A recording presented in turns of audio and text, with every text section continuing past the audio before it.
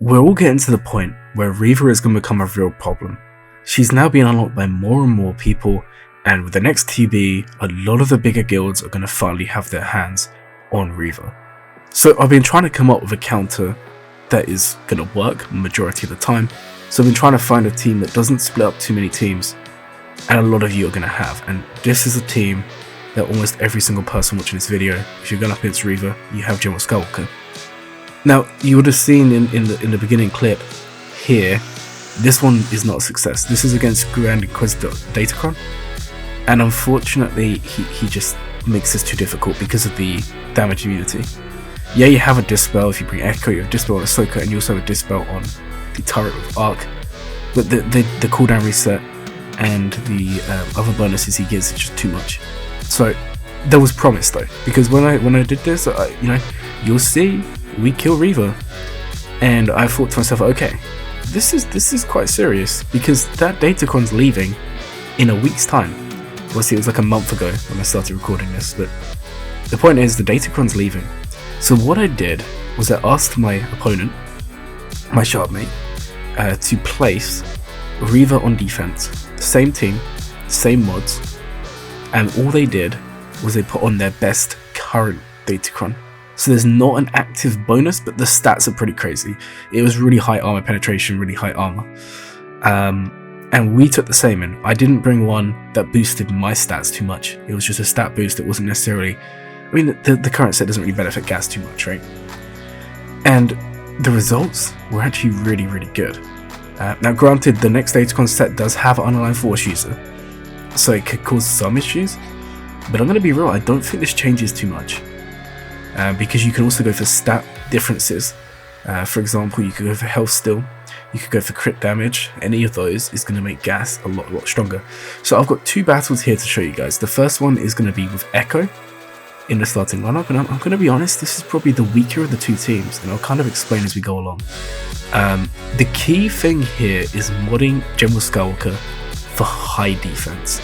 You're going to want two defense sets and a health set. Protection primaries everywhere. You just want to mod him to survive. Remember guys, the way General Skywalker works is every time the opponent team gains a buff, you gain 2% offense stacking. So as you can see here, they're so buff heavy. As long as you survive the onslaught in the opening, you're going to come in and you're going to just destroy them. Now, there are a couple of things here. First is Gas is going to self-cleanse, and this is going to, in Grand Arena, apply the Death Mark to him. Not the biggest of issues here. Everyone else will not gain Death Mark at this point. The only way you're going to gain Death Mark is when you cleanse the Purge, and it's going to be through Rex. But I found that sometimes Rex doesn't even get the opportunity to cleanse. So we used it here, and there's a reason why I did that. In the Grand Arena, all of a sudden everyone is Death Marked. We know how bad the AI is. What this is going to do is basically force taunt every single character on your team. It's kind of crazy when you think about it. And in one of the testing battles, Fives had taunt, and they because Gas sat down, Fives getting taunt. He then gassed it up, but they kept on targeting Fives. So if you apply Death Mark to everyone, all of a sudden they're not going for General Skywalker. They can't deal health-based damage, and it's going to make it a lot easier. And this is where Ahsoka comes into play. So there's two reasons you want to be using her. The first is she's going to assist, and when she assists, she's going to be dispelling. You need to dispel the speed up from Reva, otherwise she'll take too many turns. You need to make sure Gas does not sit down before the AoE from 8th Brother, because that will kill all your clones. If that happens, and you see it here, you've lost. So you need to make sure that you stand up at that point. So making sure you have the speed down and get rid of it constantly in Reva is going to make sure that Gas stays standing. This is why you mod him for defense. The next thing is, whenever Ahsoka basics, she cleanses herself and cleanses someone else. So you're applying Death Mark, and this is actually beneficial to you, because the more they target people other than Gas, the higher chance that Rex takes his turn, cleanses, and then everyone's got Death Mark, but then you take more turns, and you'll just start killing them. And once Reva's gone, this is not too difficult, guys. Again, this didn't really work with the Datacron, because even when you started killing them, they all just gained damage unity. I actually found the best way there was just to take out GI first. But yeah, this is decent. I think in terms of success rates, I've done this battle a lot of times now. I would probably say it's close to maybe 70%. But obviously this is in Squad Arena.